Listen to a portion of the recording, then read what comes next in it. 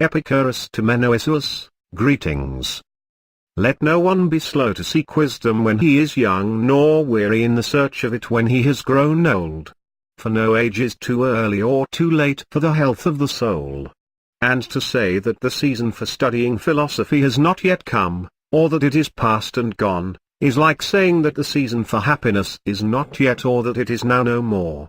Therefore, both old and young alike ought to seek wisdom, the former in order that, as age comes over him, he may be young in good things because of the grace of what has been, and the latter in order that, while he is young, he may at the same time be old, because he has no fear of the things which are to come.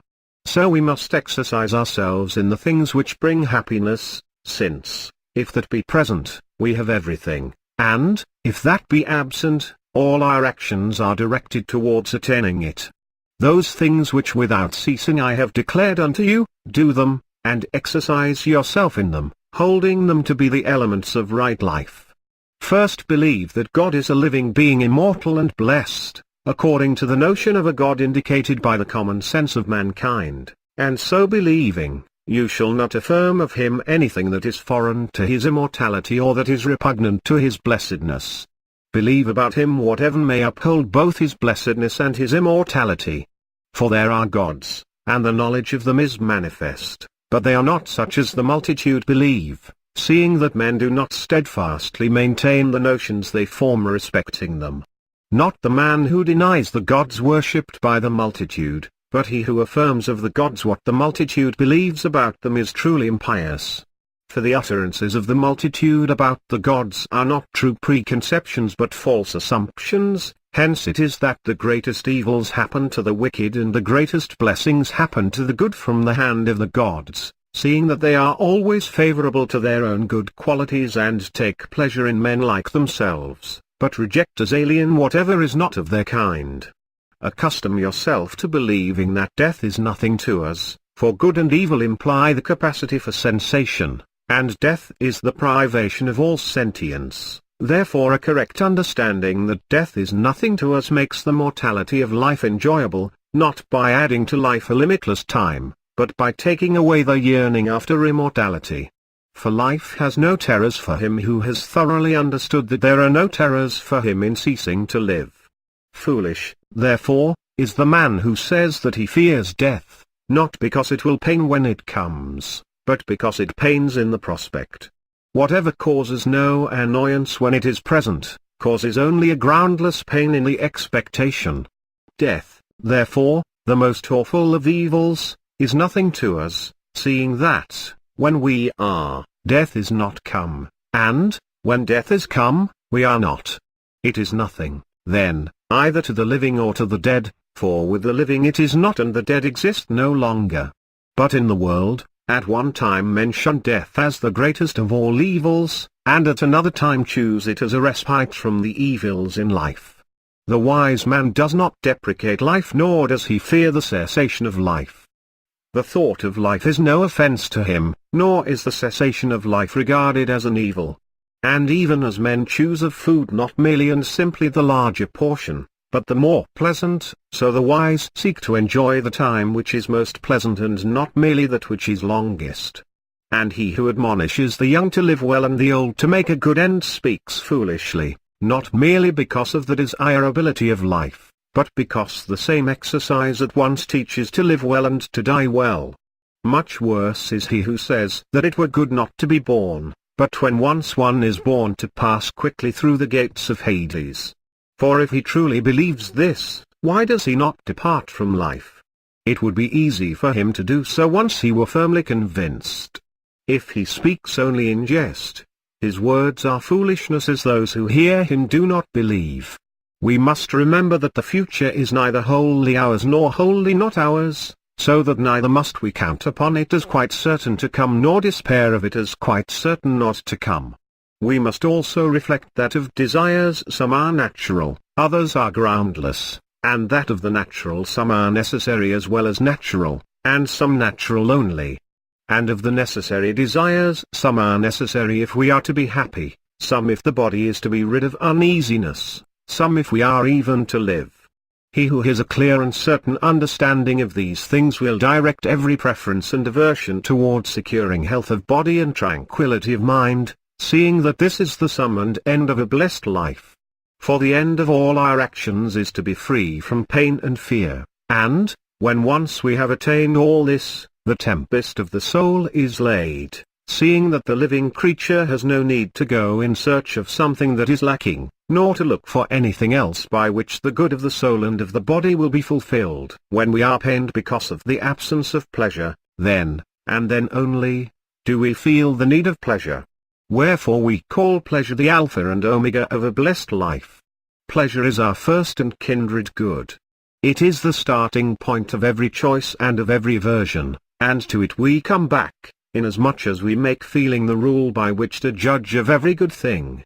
And since pleasure is our first and native good, for that reason we do not choose every pleasure whatsoever, but will often pass over many pleasures when a greater annoyance ensues from them. And often we consider pains superior to pleasures when submission to the pains for a long time brings us as a consequence a greater pleasure. While therefore all pleasure because it is naturally akin to us is good, not all pleasure should be chosen, just as all pain is an evil and yet not all pain is to be shunned. It is, however, by measuring one against another, and by looking at the conveniences and inconveniences, that all these matters must be judged. Sometimes we treat the good as an evil, and the evil, on the contrary, as a good. Again, we regard independence of outward things as a great good, not so as in all cases to use little, but so as to be contented with little if we have not much, being honestly persuaded that they have the sweetest enjoyment of luxury who stand least in need of it, and that whatever is natural is easily procured and only the vain and worthless hard to win. Plain fare gives as much pleasure as a costly diet, when once the pain of want has been removed, while bread and water confer the highest possible pleasure when they are brought to hungry lips. To habituate one's self, therefore, to simple and inexpensive diet supplies all that is needful for health, and enables a man to meet the necessary requirements of life without shrinking, and it places us in a better condition when we approach at intervals a costly fare and renders us fearless of fortune. When we say, then, that pleasure is the end and aim, we do not mean the pleasures of the prodigal or the pleasures of sensuality, as we are understood to do by some through ignorance, prejudice, unwillful misrepresentation. By pleasure we mean the absence of pain in the body and of trouble in the soul. It is not an unbroken succession of drinking bouts and of revelry, not sexual lust, not the enjoyment of the fish and other delicacies of a luxurious table, which produce a pleasant life. It is sober reasoning, searching out the grounds of every choice and avoidance, and banishing those beliefs through which the greatest tumults take possession of the soul. Of all this the beginning and the greatest good is wisdom. Therefore wisdom is a more precious thing even than philosophy, from it spring all the other virtues, for it teaches that we cannot live pleasantly without living wisely, honorably, and justly, nor live wisely, honorably, and justly without living pleasantly. For the virtues have grown into one with a pleasant life, and a pleasant life is inseparable from them. Who, then, is superior in your judgment to such a man? He holds a holy belief concerning the gods, and is altogether free from the fear of death. He has diligently considered the end fixed by nature, and understands how easily the limit of good things can be reached and attained, and how either the duration or the intensity of evils is but slight. Fate, which some introduce as sovereign over all things, he scorns, affirming rather that some things happen of necessity, others by chance, others through our own agency. For he sees that necessity destroys responsibility and that chance is inconstant, whereas our own actions are autonomous, and it is to them that praise and blame naturally attach. It were better, indeed, to accept the legends of the gods than to bow beneath that yoke of destiny which the natural philosophers have imposed. The one holds out some faint hope that we may escape if we honor the gods, while the necessity of the naturalists is deaf to all entreaties.